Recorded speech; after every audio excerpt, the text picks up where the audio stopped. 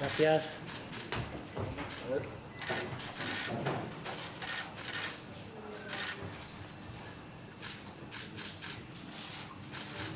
Cuando queráis.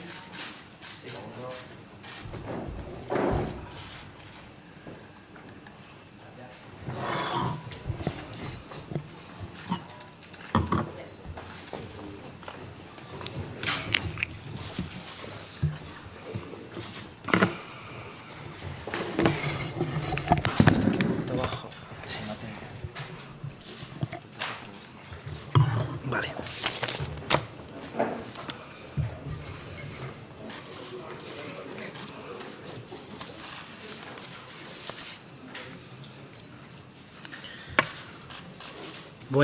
Buenos días a todos y todas.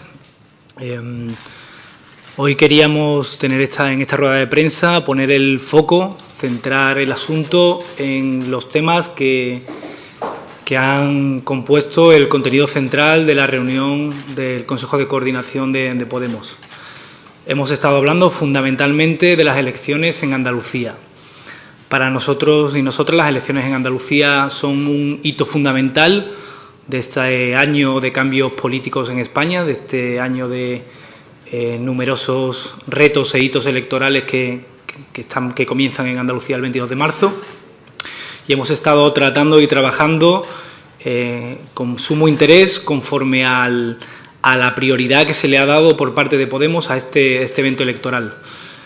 Una de las cosas que hemos valorado es que nuevamente se está produciendo en Andalucía un fenómeno similar al que se produjo en las elecciones europeas. En las elecciones europeas, a una semana de las elecciones, las encuestas nos daban con 0 o 1 eurodiputados, y obtuvimos finalmente 5. En este proceso electoral, las encuestas claramente nos están dando al alza y pensamos que nuevamente Podemos va a volver a ser la sorpresa y nuevamente, si la campaña electoral durara más tiempo del que dura, seríamos sin duda una fuerza con aún más fuerza de la que ya vamos a tener. Creemos que el cambio va a empezar en Andalucía, estamos persuadidos de ello y por eso estamos poniendo encima de la mesa el mitin más grande de toda la campaña de las elecciones andaluzas, el mitin más grande no solo de Podemos, sino de cualquier otro partido. El día 20 de marzo sabéis que nos hemos propuesto llenar el velódromo de Dos Hermanas, un emplazamiento simbólico en Andalucía y sin duda va a ser el momento, un hito central de esta campaña electoral que va a definir y que va a poner encima de la mesa el nivel de apoyos que tiene Podemos también en Andalucía, a pesar de ser un partido joven, a pesar de que incluso las estructuras en Andalucía no han terminado de conformarse. En Andalucía, además, creo que hemos puesto también en nuestro programa electoral encima de la mesa algunas de las cuestiones centrales que trae a colación Podemos en el resto del país. Una de ellas es que somos un partido solvente, de ahí que seamos el único partido que ha hecho una memoria económica que acompaña a su programa de gobierno. Los primeros 100 días de nuestro programa de gobierno van acompañados de una memoria económica. Las 10 primeras medidas cuestan 173 millones de euros, un tercio de lo que actualmente se gasta la Junta de Andalucía en publicidad institucional. Por otro lado, algunas de esas medidas no tienen ningún coste, son medidas de pura voluntad política. Quizá la más reseñable, la que nosotros hemos puesto encima de la mesa, es el procedimiento de emergencia ciudadana. El procedimiento de emergencia ciudadana nos permitiría redistribuir los recursos humanos de la Administración y priorizar en tesorería los pagos, de tal forma que nunca más en Andalucía se pague antes las dietas de los altos cargos que las ayudas sociales dependientes de la Administración andaluza. Creemos que nuevamente Podemos, con esta voluntad política, demuestra que está primero con la gente, al contrario de lo que hacen otros partidos. Otra de las medidas que tampoco tendría ningún tipo de coste es la medida de la declaración de emergencia habitacional. Nosotros hemos dicho que, utilizando una ley actualmente vigente en Andalucía, la Ley 2/2002 de emergencias, podríamos declarar la emergencia habitacional y declarando la emergencia habitacional en Andalucía, automáticamente paralizaríamos los cortes de suministros básicos y automáticamente cortaríamos los desahucios sin solución habitacional a las familias andaluzas. Insisto, es una cuestión de voluntad política y es una cuestión de coste cero. A partir de ahí, os dejo que formuléis preguntas. Insisto, este ha sido el tema central de nuestra reunión de hoy y tendríamos mucho interés en que efectivamente los españoles sepan cuáles son las medidas centrales de Podemos en esta campaña andaluza, cuál es el interés que está puesto en el centro en ese momento de todos los andaluces que votan el día 22 de marzo y en este momento hay una bolsa enorme de andaluces y andaluzas que están todavía indecisos sobre cuál va a ser la orientación de su voto. Insisto, un fenómeno muy similar al que se dio en las europeas y que acabó con la sorpresa de que Podemos entraba con fuerza en el escenario de la política española.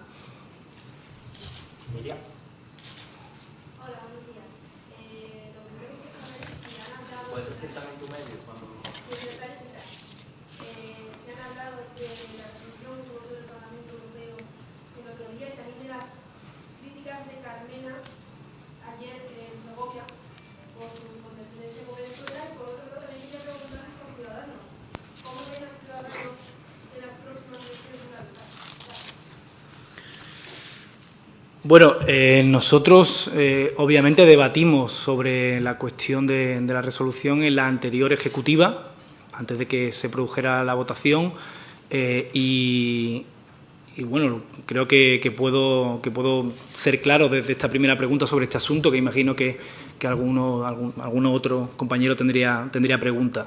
Nosotros queremos ser muy claros sobre este asunto. Nos parece que es condenable que se encarcele a alcaldes y nos parece que es condenable e inadmisible que se conculquen garantías procesales, ¿no? Como pudiera estar sucediendo con el caso del señor López, ¿no?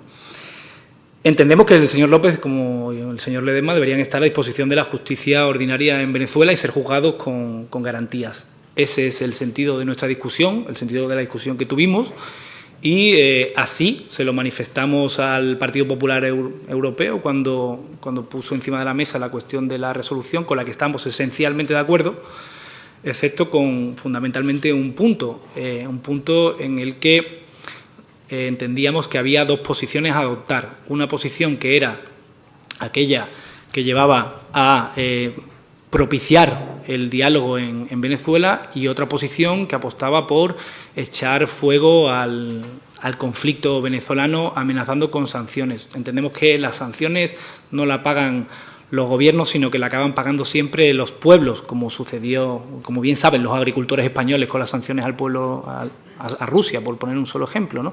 En cualquier caso, insisto, nosotros ante esas dos posibilidades, la posibilidad de amenazar con sanciones o la posibilidad de propiciar el diálogo, que ha sido la posición que ha adoptado la CELAR, que ha adoptado el secretario general de Naciones Unidas o que ha adoptado el propio Papa Francisco, apostamos por esa opción, por la opción de fomentar el diálogo, y para eso no se puede amenazar. Entendíamos que no se podía amenazar.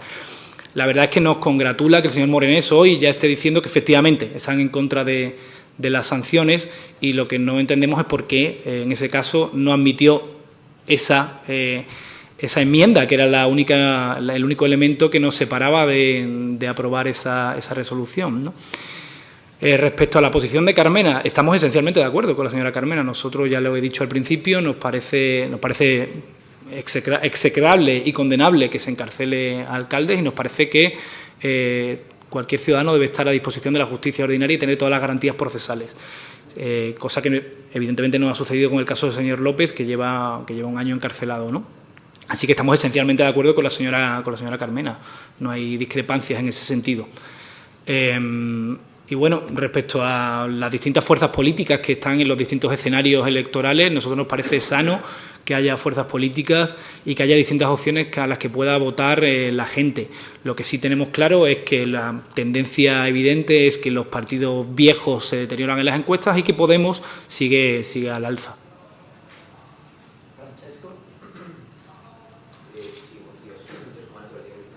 Buenos días.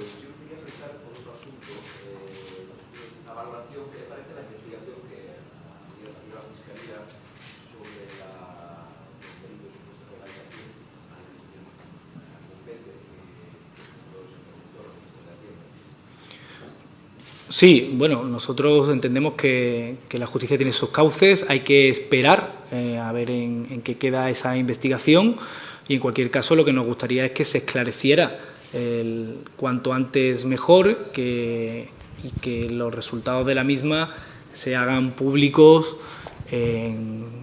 a la mayor brevedad posible, porque creo que es un asunto de principal interés para los ciudadanos y las ciudadanas.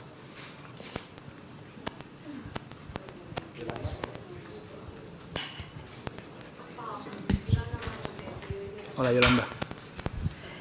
Yo quería preguntarle por ese mitin de Dos Hermanas, del cierre. Como usted decía, es un recinto simbólico, creo que de aforo caben unas 30.000 personas, que es como 2 o 3 veces el máximo que ha llenado hasta ahora Podemos.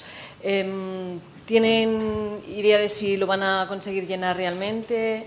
Y algo sobre la presencia del secretario general de Podemos en esos 2 últimos días, si nos podía detallar dónde va a estar, qué va a hacer exactamente al margen de ese mitin y, bueno, sobre todo ese último mitin que para ustedes es tan importante, que están apelando a esa gran bolsa de indecisos. Bueno, ¿cómo piensan afrontar ese mitin? Gracias.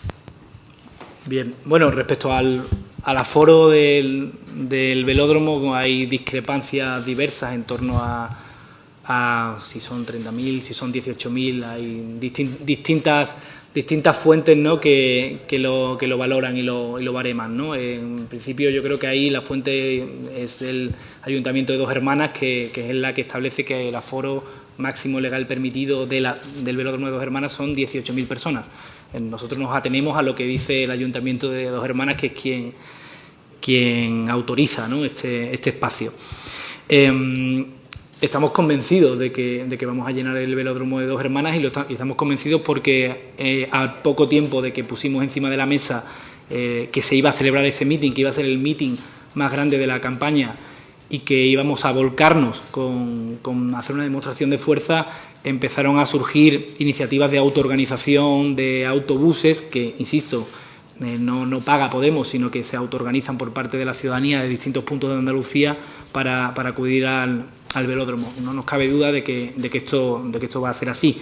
El secretario general, evidentemente, estará en ese mitin de cierre porque, insisto, Podemos ha puesto toda la carne en el asador en las elecciones andaluzas.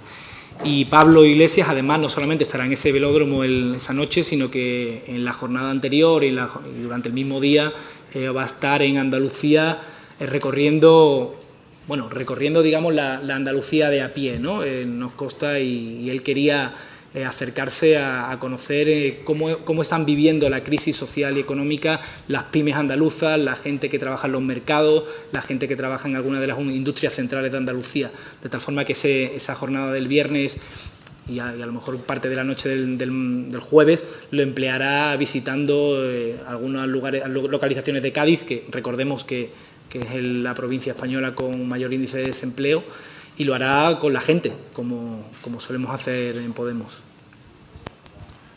Hola, buenos días. Fernando García, de La Vanguardia, aquí. Solo un pequeño detalle sobre el asunto de la resolución europea. Cuando alguien tiene una posición como la que usted ha descrito, a favor de lo esencial, en contra de un punto, lo que normalmente ocurre es que la fuerza política se abstiene. Entonces, el votar en contra significa un poco un gesto que puede ser leído, como de hecho ha sido, como un rechazo a algo que vaya contra el gobierno de Venezuela. ¿No pensaron en esa posibilidad de abstenerse mejor?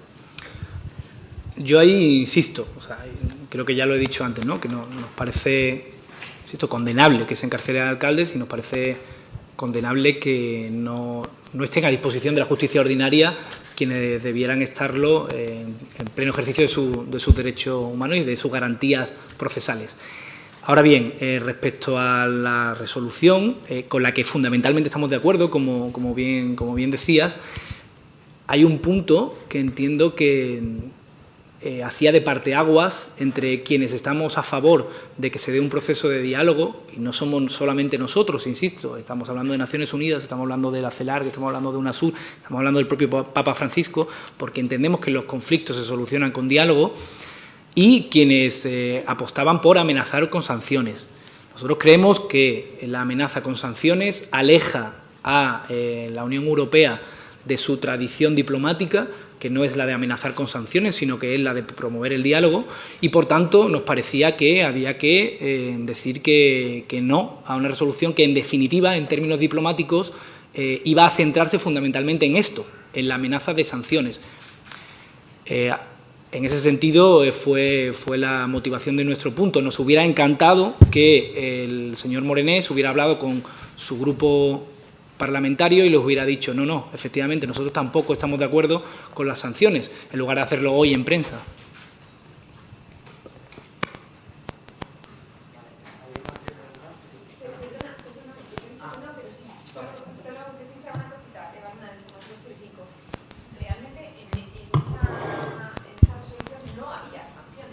Sí, sabes que bueno, cualquiera que maneje el léxico diplomático sabe perfectamente que amenazar con medidas es lo mismo que amenazar con sanciones. Son sinónimos en el léxico diplomático. Que no había sanciones, que había amenazas, pero que no había sanciones, no se sancionaba. Bueno, se instaba a la Comisión Europea a que estudiara medidas, que en el léxico diplomático es equivalente a instarle a adoptar sanciones o estudiar sanciones. Hola, buenos días. Ana Fernández, de Europa Press. Hola, Ana. Sobre este asunto dicen que apuestan por el diálogo. Quería saber si creen que ahora mismo con el Gobierno de Venezuela se puede dialogar en este sentido, en el tema de las encarcelaciones de los líderes de la oposición, y cómo creen que se podría posibilitar ese diálogo.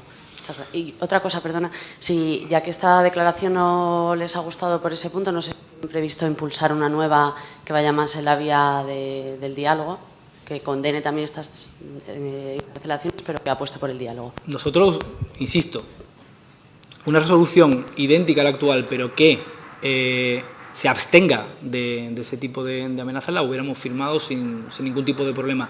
Respecto a la promoción del diálogo, ya ha habido ofertas, lo decía antes, ha habido ofertas de UNASUR, ha habido ofertas de CELAC, ha habido ofertas del Papa Francisco y ha habido demandas de la oposición venezolana, del propio líder venezolano, Enrique Capriles, en ese sentido. Nosotros apostaríamos porque efectivamente se hicieran realidad esas ofertas de mediación por parte de estas instituciones y organismos internacionales, y para eso lo que haría sería suscribir las propuestas diplomáticas de estas organizaciones internacionales. De ahí que nosotros estemos apostando por esa vía, por la vía que han sostenido sistemáticamente UNASUR, CELAC, el Papa Francisco por ese orden, y Naciones Unidas. Hola, Álvaro Carvajal, del diario El Mundo. A colación de esta cosa, de la pregunta del diálogo, yo no sé si Podemos ofrecería como un agente para participar en ese diálogo o para encabezarlo. Respecto a Venezuela, hoy hemos conocido que hay varios miembros del gobierno y personas próximas al gobierno de Chávez que están investigados por blanqueo en el Banco de Madrid. Yo no sé, una valoración si me podría hacer, y si hay un sentimiento de decepción o de sorpresa, ya que bastantes dirigentes de Podemos han trabajado con ese gobierno. Y por último, ha dicho que las elecciones andaluzas son un hito fundamental para Podemos y que se le da una prioridad absoluta. Me gustaría, porque Pablo Iglesias solo va a ir 3 veces, siendo el segundo líder nacional que menos va a Andalucía.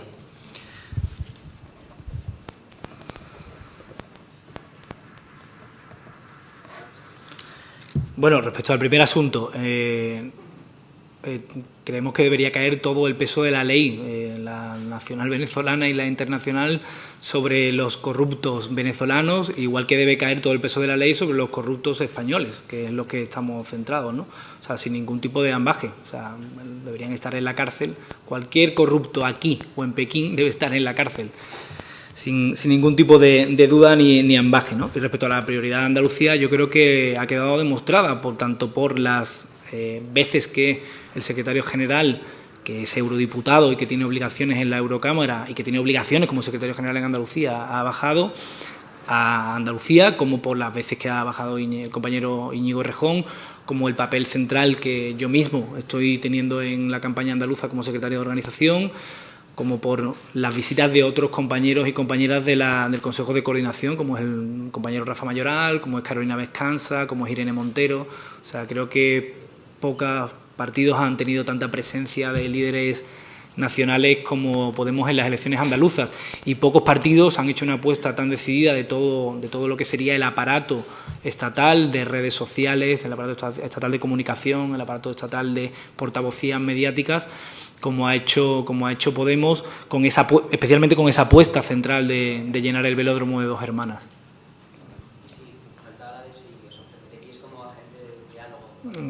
Entiendo que no, ni nadie nos lo ha pedido, ni nosotros tenemos el menor interés, estamos volcados en la política española y así pretendemos seguir. Hola, buenas tardes. Soy Aitor Ribeiro, el diario.es. Tenía un par de preguntas, una sobre las elecciones en Andalucía.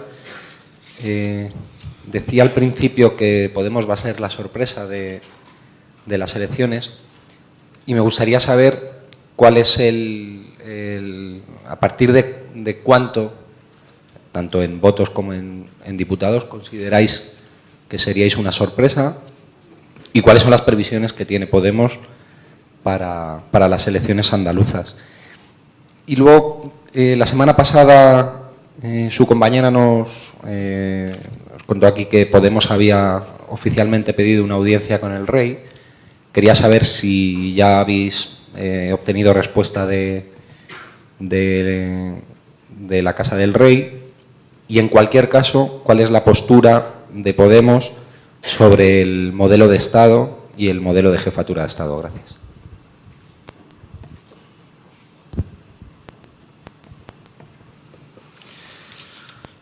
Bueno, empiezo por el final. Sobre la cuestión del modelo de Estado, yo creo que es un debate que en el propio Podemos todavía no está abierto, es un debate que está por darse, como lo está por darse en torno a otros muchos elementos de la cuestión territorial en España, ¿no? Sobre la carta, la solicitud de audiencia al rey, hasta donde yo sé, todavía no ha sido contestada, hasta donde yo sé. No me encargo especialmente de ese tema. Y luego, sobre la cuestión de las elecciones andaluzas, lo primero y fundamental es que hay que dejar hablar al pueblo andaluz. Es el pueblo andaluz el que va a dar y va a quitar sorpresas.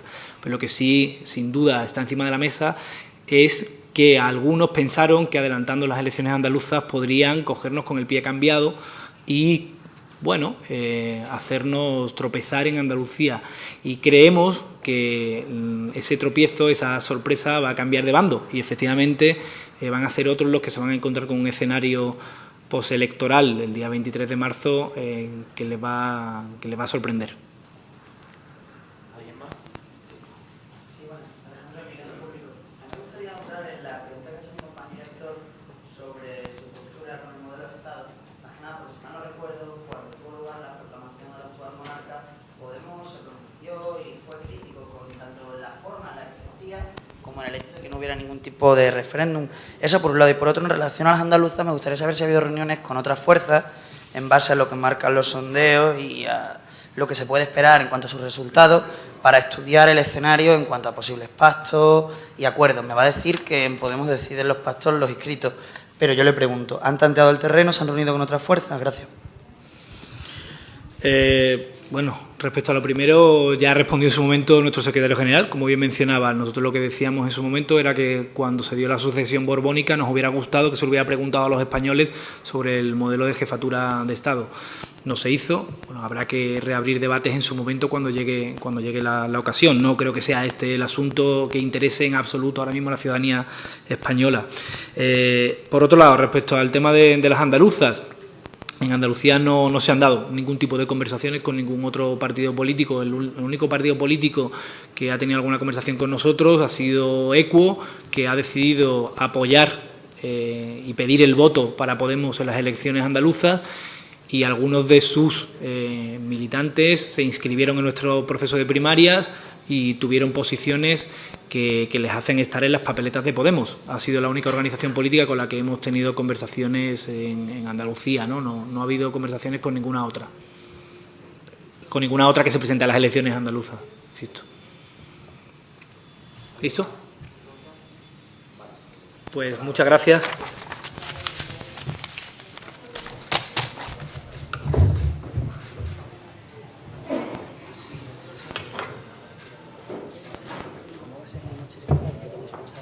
Hemos quedado en un teatro del centro de Sevilla y allí